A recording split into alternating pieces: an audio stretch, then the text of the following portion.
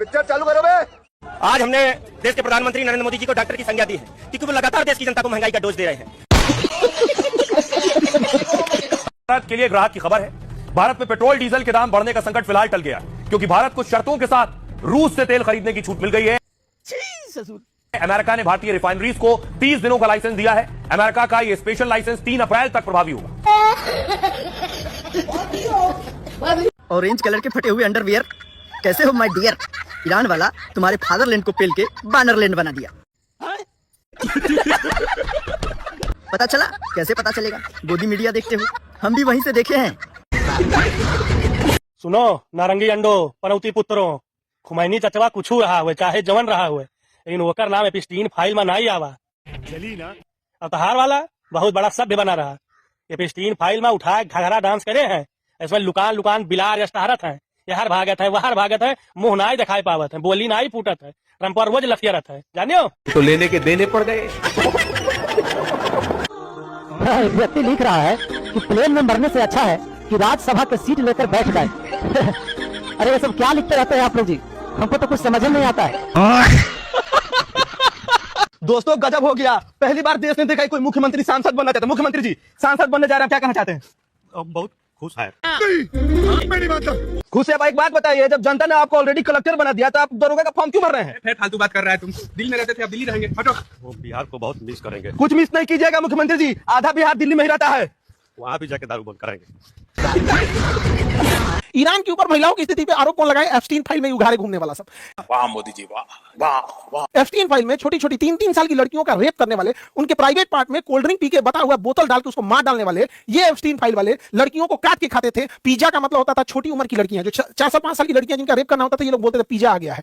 शर्म करो शर्म। तो ये लोग ईरान में महिलाओं के ऊपर उंगली उठा रहे हैं, जबकि वहां लिटरेसी रेशियो 90% है। एजुकेशन के मामले में 90% लिटरेसी रेशियो। इनका कहना है अमेरिका वालों को कि यहाँ इनके ऊपर हिजाब ठीक नहीं है। तो भैया अरब में भी हिजाब पहने जाते हैं, तो अरब पे थोड़ा बोल के देखो तो। सऊदी अरब पे, क्योंकि सऊदी अरब तुम्हें पेट्रोल दे रहा है तो इसलिए सब चंगासी सऊदी अरब से ठीक ठाक है। तो जली ना, तेरी भी जली ना।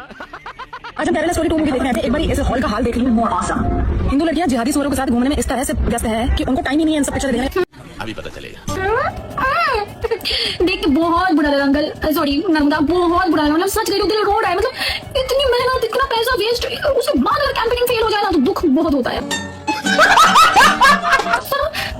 तुम्हारी चलो मतलब तुम्हारी शक्ल तुम्हारे जेंडर के साथ कोई मैच नहीं खाती है। अकल तो गधे में भी है, तुम्हारा वाला छूट गया। अच्छा बात नहीं है। मतलब Hindu total female population 46 crore और मुसलमान बेचारे सारे कुल मिला के 21 करोड़, और सारे हिंदू बेटियां तुमको छोड़ के सब जिहादियों के साथ बिछे हैं। कैसे एक के नीचे चर्चा जा रही है? अरे लोगों के पास काम होते हैं, लोग जॉब करते हैं, लोगों को कोई शौक नहीं है फालतू चीज के पीछे 1000 रुपए खर्च करने का। बात तो सही है। वो नेटफ्लिक्स रिचार्ज करने का औकात रखते हैं, उनको पता है जुम्मा 1 हफ्ते बाद जब थिएटर में ऐसी मूवी नहीं चलेगी तुरंत आ जाएगी ओटीटी में, और हम तब देख लेंगे। मतलब टाइम पास जिस दिन छुट्टी रहेगी। देखो अब सबके घर तो चंदे से नहीं चलते हैं, सबके घर तो समझ रहे हो मतलब मुझे से नहीं चलते हैं, लोगों को काम करना होता है। बेटियां काम करती है घर चलाने के लिए, थोड़ा बहुत मतलब। और मेरा दूसरा क्वेश्चन है, तुम्हारे सारे जोड़ीदार कहाँ चले गए? तुम अकेले क्यों बैठे हो? तुम्हारे जोड़ीदार नहीं, तुम्हारे साथ नहीं है, तुमको तो झूठ बनाना चाहिए था, पूरा थिएटर बुक करना चाहिए था, फ्री में टिकट काटना चाहिए था। ऐसी मूवी लोगों को दिखानी चाहिए यार। मजा आया। मुझे बुरा तो बहुत लगा, पर मैं कुछ कर नहीं सकती हूँ। और तुम अपने जिसकी दलाली तुम करते हो उनसे पैसे मांग के अपनी शक्ल का थोड़ा सा प्लास्टिक सर्जरी वगैरह क्यों नहीं करवा लेते? सब ऐसे हिजड़ा बोलते हैं ना तुमको, मर्द बोलते मेरे को अच्छा नहीं लगता। भारत के गणचट्टों ने जैसे ही नेतन्याहू की पूजा शुरू की, नेतन्याहू को तिलक लगाना शुरू किया, अपने नाजायज बाप, जी हाँ नाजायज बाप। अरे सोचिए, भारत मदरलैंड हो गया, इजराइल फादरलैंड हो गया। इससे साबित हुआ, मोदी जी ने साबित किया कि भारत का अंधभक्त वो नाजायज औलाद है। भारतीय तो है ही नहीं वो। और दिक्कत ये और कि ये जब से ये सब शुरू किया इन्होंने छीटा लेदर, भाई इजराइल का बुरा टाइम शुरू हो गया, अमेरिका का बुरा टाइम शुरू हो गया। ये जैसे इन्होंने तिलक फिलक, मैं कह रहा हूं इनके मंत्र शंतर उल्टे पड़ गए। वैसे भी होली में भाई हमारी अम्मी बचपन से कहती आएंगी भैया चौक से मत जाना, जादू टोना होता है, और ये जादू टोना उल्टा पड़ गया। अब अमेरिका इजराइल पिट रहे हैं बुरी तरह से। तो गणचट्टों से कहूंगा, अबे भाई किसी एक के तो हो जाओ, बेड़ा गर्क करवा दिया तुमने यार इसका। साला ये दुख का खत्म नहीं होता बे। हजरात ये वही कौम है, जब डोनाल्ड ट्रंप चुनाव में खड़ा हुआ था, मोदी भारत में चीख रहे थे नमस्ते डोनाल्ड ट्रंप, ये भारत में ट्रंप की पूजा कर रहे थे। ये वही कौम है, थूक के चाटने वाले, देख लीजिए, यहां तक कि भारत में ट्रंप को भगवान माना गया, ट्रंप के लिए मंत्र पढ़े गए। शर्म करो शर्म।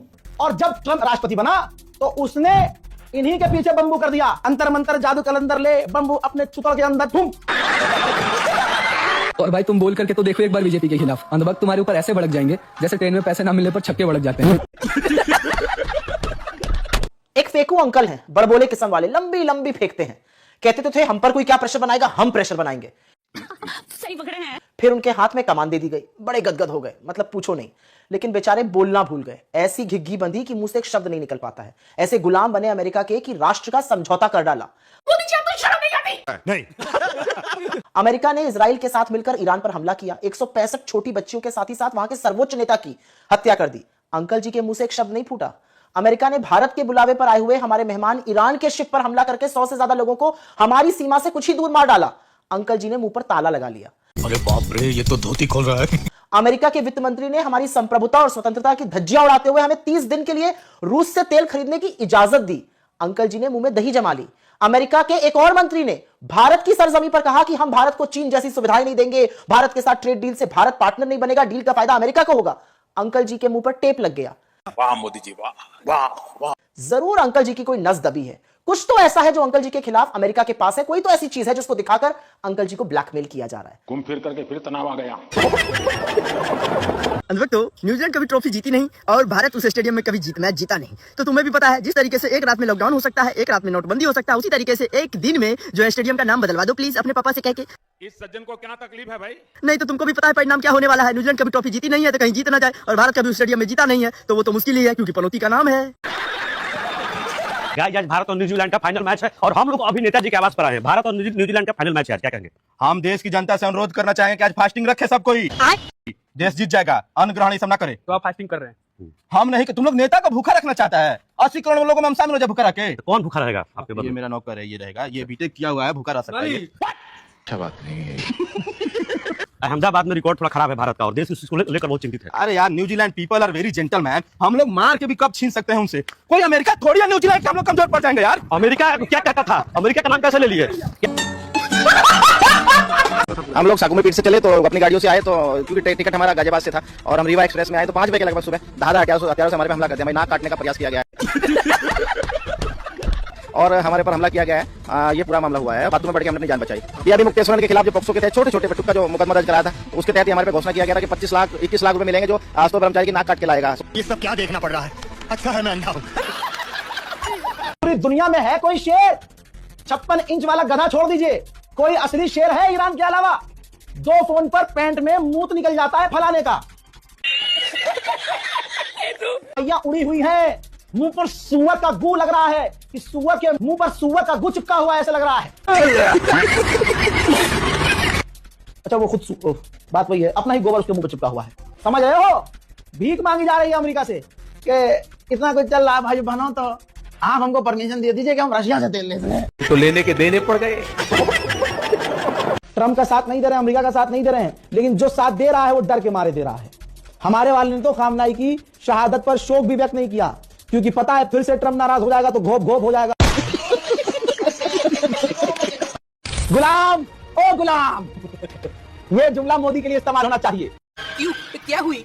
अभी पता चलेगा। हजरात 2023 के बाद पहला बैच, पहली बार 2023 के बाद हमने तेल का वेनेजुएला से खरीद लिया है, भारत ने खरीद लिया है। यानी अमेरिका ने कहा रूस से तेल लेना बंद करो तो गुलाम ने बंद कर दिया, रूस से दूरी बनाओ तो गुलाम दूर हो गया। इस सज्जन को क्या तकलीफ है भाई? अमेरिका ने कहा कि हम 126% टैक्स लगाएंगे, गुलाम उसमें भी खुश हो गया। अब इसके बाद कहा कि वेनेजुएला से तेल लो, हमसे तेल लो, तो गुलाम उससे तेल लेना शुरू कर चुका है। गुलाम ओ गुलाम।